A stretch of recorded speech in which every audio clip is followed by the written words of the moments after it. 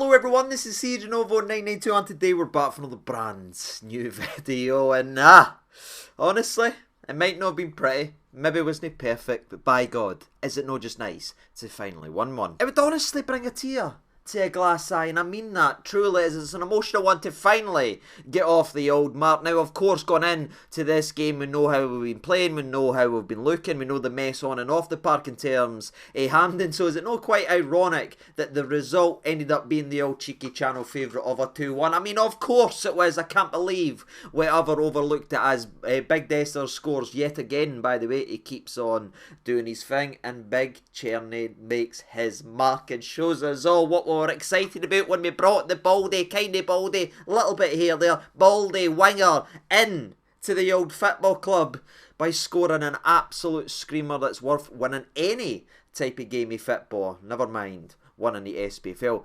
Gorgeous for the Czech Robben, and well and truly lived up with his old nickname with that in. And I find myself wanting to start today's video off with a bit of positivity, speaking about the two gentlemen that we just mentioned, mentioning the likes of Connor Barron as well, who, spoiler it for the rest of the video if you're not going to tune in to watch the rest and listen to the old rest. Connor Barron was clearly my man of the match in the game, absolutely standing for the young man in the middle. I do want to talk about those, but again, it wasn't the most perfect game, as we've already alluded to in the intro, and if you watch the game you'll know it. There was that 15-20 minute spell at the end of the game that simply wasn't good enough, especially against not only a Motherwell side, but a Motherwell side that is absolutely ravished with injuries. You're probably wanting a wee bit more. I can imagine we're all feeling that way, but again, you just have to get over the mark sometimes and just grab that 3 points, grab that big win and take over, and men build on for that, because that's what we're slowly but surely seeing. You know what I mean? The start of the season was what it was versus Hearts. It was simply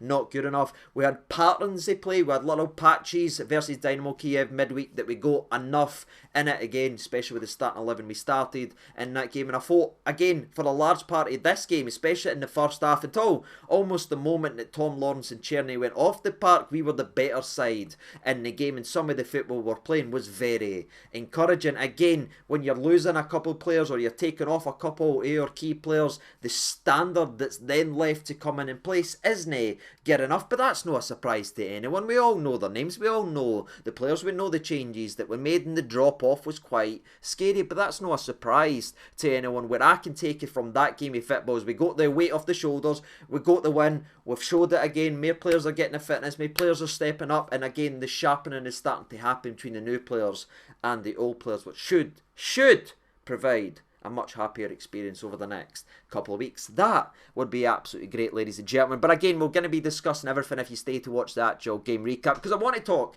about a couple of the players. I want to talk about Connor Barron, not only because he was my man of the match in the game, but you talk about a tone setter, you talk about starting the game the right way. I think it was a couple minutes into the game that he made a full-on sprint after, I think it was Lawrence that lost the football, they tried to do a counter, he made a full-out sprint out wide onto the halfway line, dived into a challenge, won the ball and done a simple pass. Now, you might overlook that, you might have forgot about that, you'll not see that in your stats and statistics, you'll not see that in your expected goals malarkey that's bled and strangling the life out of football. But that right there, ladies and gentlemen, is a bit of a throwback to old school. You've seen it with the likes of the Kevin Thompsons, you've seen it before with the Sunuses. You can go through some of the most hard tackling midfielders we've had in this football club. That's how they set the tone. Even Ryan Jack, when he was a mainstay in our team, that's what he used to do that nobody else did. Just get the game by the scruff in the neck, grab it like that, put in a slide challenge, get the crowd up, because we appreciate that side of football. It doesn't always need to be pretty. We didn't mind it when it's gritty and a bit dirty, and I thought that laddie, for the first minute he done that, to the rest of the game was absolutely outstanding. The way he distributed the ball, the hard work, the energy, the pace, the tracking in men, the defending. For me, Connor Barron deserves all the respect, and people that are frustrated about ABC maybe playing again or starting again, or again the ending of that game, shouldn't overlook some individual performances in that game, because there is positivity there. And for me, Connor Barron outshined everyone the day. But as we just went ahead and spoke about the man who set the tone for the game with that challenge, let's go ahead and speak about the guy that set the story of the game then with the first goal in the old match, and it had to be the Nigerian nightmare Cyril Dessers as well. And the Dessers experience is truly an incredible feat. Good anticipation with that goal, probably should have scored a wee bit more, and again if you stay for the recap you will hear those. But do you know what I liked about Dessers a lot today? It wasn't just that he's back actually working hard, because there was that spell in pre-season where he wasn't really running his pan in. Maybe he was expected to be trying, or maybe felt like he was getting pushed out. I don't know what it was, but everything seems to be settled down now, and he's happy his position at the football club. He's running, he's absolute panning, but he's no just being the Dessers of last year, because I don't know if this is just me looking at it and maybe seeing the game completely wrong, but there's a wee bit of nastier side to Dessers this season. You know what I mean? Some of the tussles he got into last year, he was just up and smiling and being happy to be there, but now he's chatting nonsense to the opposition, he's backing himself, he's standing in folks' faces once they shove him there, or if he shoves them there. There was a couple incidences actually when there are people pulling his shirt and he's standing there and he's barking in their face after getting some fouls. And then obviously with the Liam Gordon situation where Gordon's literally got him in a back-to-back suplex position, Dessers tries to run, catches Gordon in the dishes. It's an accidental collision, and it happens in football because guess what, troops, it's a contact sport, or at least it used to be. But he catches him there. It's not a foul or anything. If anything, the referee should have had the balls, and I mean the balls, to give Rangers the foul, because Gordon was all over him, and the reason he got caught in the dish is because he's literally dragging on to Dessers' ass. But what I liked about that, not actually catching him or anything like that, but when all the Motherwell players were all screaming around him and getting in his face and trying to hype him up and trying to aggravate him into doing something stupid or doing something silly, he just stood there and defended himself. And that isn't something that Dessers done in previous years. It was walking away with the heat doing it was all trying to be everybody's best pal. No, he stood there, defended his corner, saying, nah, he fouled me. And it might be a wee bit of a thing, ladies and gentlemen, but that for me stood out so far this season. He's just got a wee bit of a nastier streak, and that is what I think we all needed him to actually get. Stop being Mr. Nice Guy all the time, Dessers. You're now getting another opportunity apparently to play for this football club this season. Didn't let anybody take it fighting. It's good to see the big man have that bit of attitude. If he can do that for the rest of the season and keep sticking in that against the hammer throwers that are going to be throwing everything at him, he might even hit better targets this season. And I'll tell you something right now, this is a promise for me to thee. He's hitting 30 this year.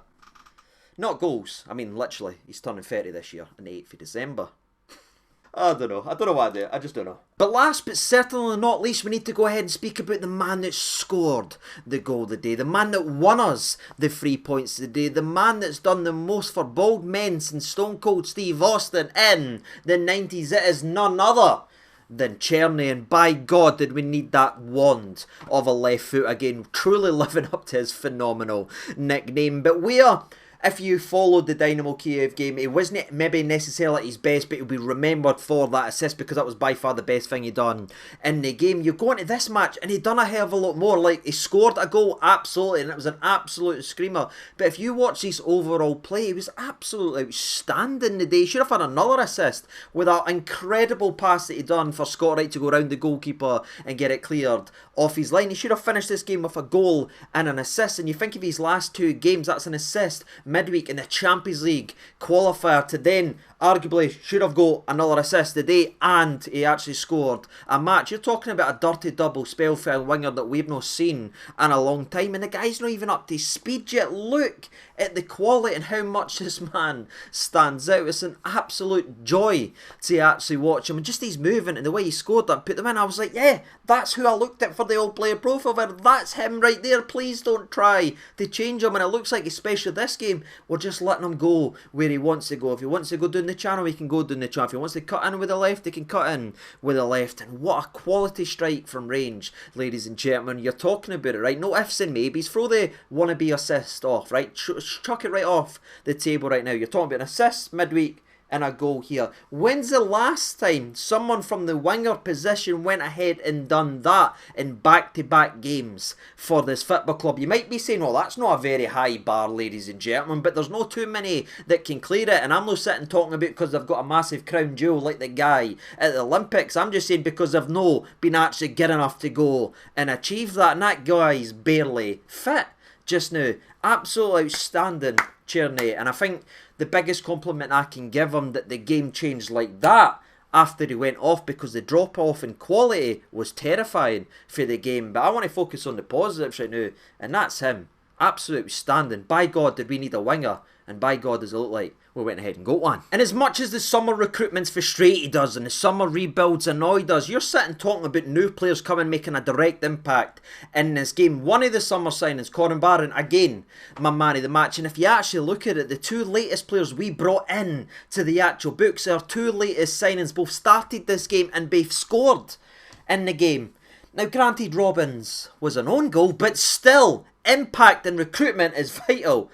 And it was shown the day. But as we did speak about a lot of happy subjects there and a lot of good things, now let's follow me, Alice, as we go down the rabbit hole to really tell the story of this game versus Motherwell, who were missing 7 players, not 8, as Lennon Miller somehow made the game of football. But we actually responded ourselves. We won a free kick in a quick area. Tavernier plays it quickly to Czerny. Czerny plays it into Dessers. Back heels it into the back of net. But I believe it's not offside. I believe the referee just thought Tavernier took the ball too long. That's right. Sad-eye Clancy doesn't want to see fast, free-flowing football. Who would have thought it? And I'm not going to talk too much on the referee, but did anyone notice the difference between the day and last week in terms of the way VAR was implemented and how slow the game actually is wanting to check everything? Wanting to check everything. Last week's way it was officiated was absolutely spot on, and it got football, playing football, but then you get these guys that are not good enough for their jobs again, slowing the game down, slowing the game down, and that's just a symptom of it. We didn't get a goal there because it's too fast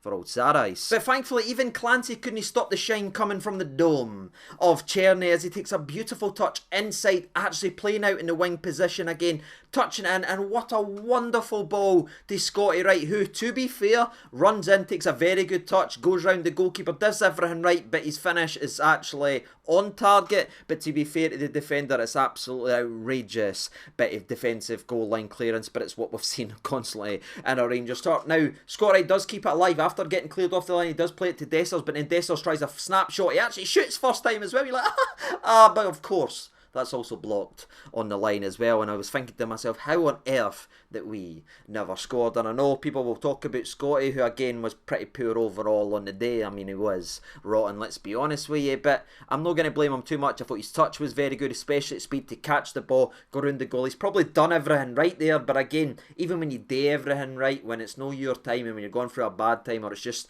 no your day, ladies and gentlemen, no matter what you do, you can't do right for wrong, and that probably sums up Scotty Wright, who honestly I was deflated seeing again, but it probably just shows you where we are now as a football club. We used to be cutthroat with success and people needing to perform to really pull on the Rangers jersey, but we've kind of over the last couple of years fell away, and it doesn't matter if you fail, you'll get an opportunity to do it next week and do it against this level of opposition. It never used to be the way in a Rangers. You really had to perform to get near that starting 11, but it is what it is, ladies and gentlemen. Scotty Wright was picked again, which isn't his fault, but he's played out of position again. For me, he was really poor, but I'll stand up from it that I thought he'd done everything right. It was just brilliant bit of old defending. But thankfully we didn't feel sorry for ourselves or lick our wounds during the actual game, because just a couple minutes after should have taken the lead in 2 separate occasions, Redfern with a beautiful cross in to the old mixer. Diamande, I think, is trying to score this one, ladies and gentlemen. Maybe I'm giving him a bit of a disservice. Maybe he did see Dessers' run, but it looks like he's trying to score it. But he does doing to the back post, and Dessers does what every centre forward should do, sniffing out the old opportunity, being on the old taste and making movement towards the goal. You know, it looks like a weight's been took off his shoulders. I don't know if something's happened behind the scenes and he says, you know what, you're going to be your guy now. Maybe the handling of Danilo is starting to show that now as well. There has been a changing of the guard, or maybe Danilo's just said he likes Hadji, or maybe asked where Hadji was, and Clement's like, hey, get banished, just like their boy Hadji, who's got a hat-trick today, including a free kick, by the way. Now, I know he was playing against 12-year-olds, but you can only play what you can play against. Hadji's banging in goals, but he's not needed. Anyway, Dessers in the right place at the right time, buries it in to the old back of net and gets us a vital lead, which is always important in any game, especially in Scottish football against part of the bus side. And you just felt, yeah, this is going to be it, you know what I mean? We've got the goal now, we're actually playing really well, the new players are standing out and shining, this is going to be a beautiful, beautiful day. We've conceded already. And you know, I'm trying really hard to put this goal that we conceded into words that aren't familiar to what you're actually hearing, but it's probably the most quintessential Rangers conceded goal you'll ever see. It's one pass beating the entire midfield press. Again, please fix this, Phil. I know we're starting to look better. I know we're starting to do a little bit better, but the amount of goals we've conceded, the amount of chances, I should say, we've actually conceded to one pass beating the press entirely is terrifying. It's one pass again, bypassing the entire midfield. Tavernier trotting along there, carrying an anchor, doesn't get close to his man, which gives all the time in the world to actually cross it into the mixture. And then John Souttar can header it, but decides not to, and when he pulls out the header, it then means it curls into Proper's pass or Proper, and he ends up sticking his foot out because he's just reacting to it, no allowing the guy at the back post to get a tap in. And unfortunately for the big man, he goes ahead and actually scores. But again, I kind of feel like he's more unlucky here, and you might be saying, oh well, if it was this guy, you'd be saying something different. I don't think so. You know what I mean? If you look at the goal, where's Tavernier? Why is he not closing his man down to stop a cross? Why is Souttar refusing to header the ball instead of actually clearing it? And again, we've bemoaned and screamed at our defence for years for no stopping crosses going across the 6-yard box, and the one time one of our centre-backs do it, the newest guy in the building actually does it, the one time he does it, it results in an own goal.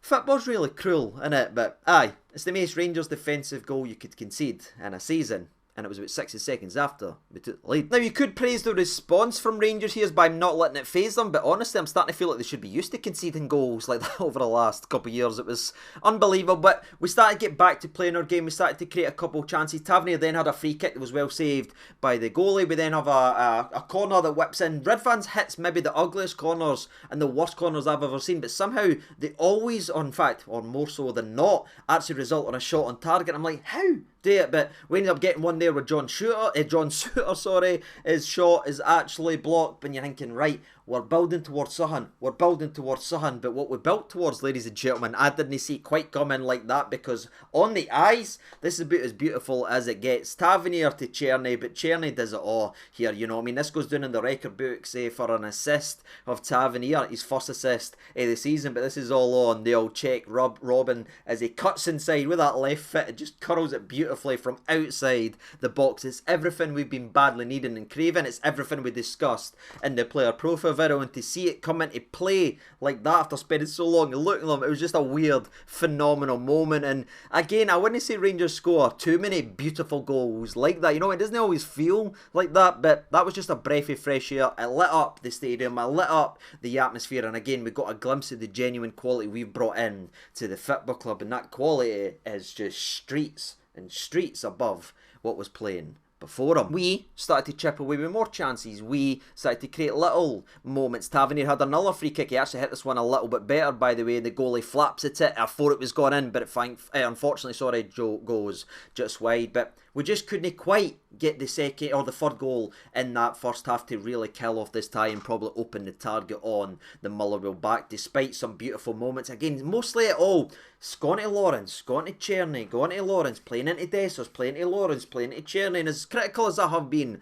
at Tom Lawrence, and I feel like rightly so, if you got anything to say about me, go ahead and watch the last 6 months of last season. It's got to be said, he's came into this season again with a different attitude, a lot fitter, he's playing 3 games in a row. And he's just, again, when you get the ball to his feet, he's getting involved in some stuff. And I thought him and Czerny and Dessers showed glimpses of what could actually be right there. And it was promising. Again, the only thing you could say about the end of that first half, it was just unfortunate we couldn't go ahead and get the third goal. But I thought a lot of the stoppages really affected that, as well as Motherwell decided to show that they've hired our entire medical department, as player after player seemed to drop. They lost their striker to what looked like an apparent hamstring injury, and then Liam Gordon threatened to come off as well with that bang that we already mentioned earlier on in terms of the Dessers part of the video, but he ended up playing on from that. But again, those large chunks of play really killed any momentum we were trying to build. So the last 4 or 5 minutes of the first half, just fell away, and we got up 2-1 up. But again,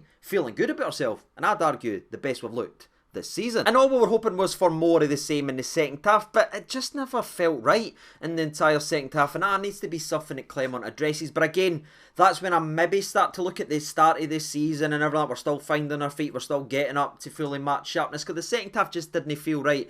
You know when I knew it wasn't going to be our second half? The 52nd minute or 53rd minute of the game. You can go back and double fact check it if you would like. Robben proper dives in there with a phenomenal slide challenge. Nipping in, winning the ball. Is it meaty? Yes. Is it nasty? Yes. But does he get the ball? Yes. Ladies and gentlemen, you know what I mean? He's doing the job of a centre-half, winning the ball and leaving one on him. Do you know the thing that everybody seems to be able to do to every Old Firm team that they play year upon year upon year in this league? Absolutely leave them on the deck. Do you know what was happening to Cantwell last season? And you seen what happened to other boys in previous years. The amount of kicks and stomps and that they were given, and it was all fine and dandy. Well, Robben hits that ball perfect, full-footed, gets his full extension on it, and then from the follow-through ends up catching him with, I think, his knee or something like that, and he ends up getting booked for it. So aye, that's when I knew it wasn't going to be our second half, when Robben goes and gives Motherwell the taste of their own medicine, but gets booked for winning the ball cleanly.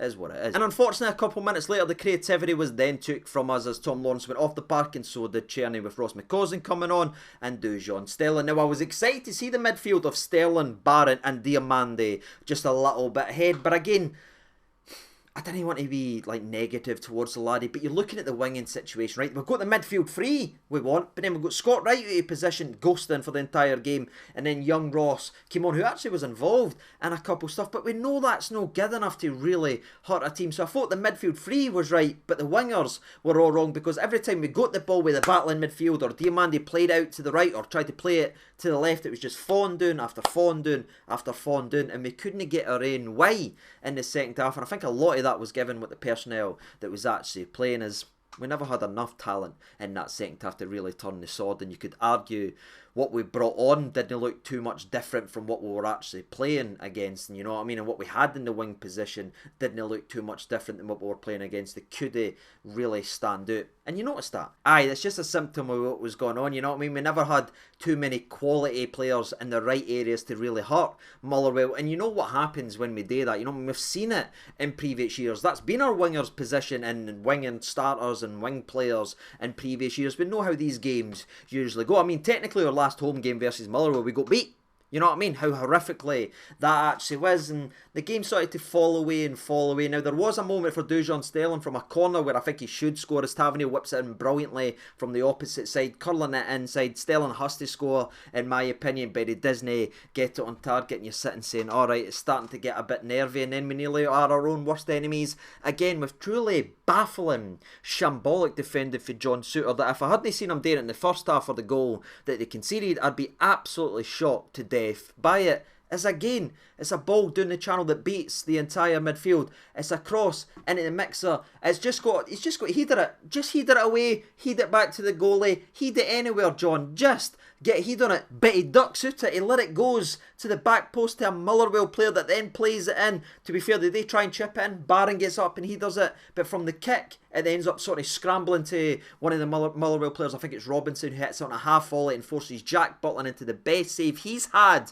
this season. And that's a great moment for him. It's great to see Butland back to his absolute best. But if we've got a defender just heading a ball, man, 98 hams, and it's the same stuff that drives me crazy. Please, Rangers, go and get another top class centre half. I love Leon Balogun. It's got nothing to do with his age. It's just got to get today, with his reliability and being able to play week in and week out in game and 3 games a week. He can't do it. He's never been able to do it. It's always had a rotation, and I just think the rotation right now that he's going to have to rotate with regarding Robben isn't good enough. Please, go and get somebody. None of that's happening. Butland's not need to do a wonder save. If I've got a defender, just make the right decision. But it's not a surprise. We see it all the time, but thankful for Jack Butland because he saves our blushes in that game, because I didn't think we had enough quality in that starting 11 left, especially in the attacking areas, to really go ahead and get it. It was starting to fall away. We were starting to fall into familiar situations and feelings and worries, and that led us to the last 15 minutes,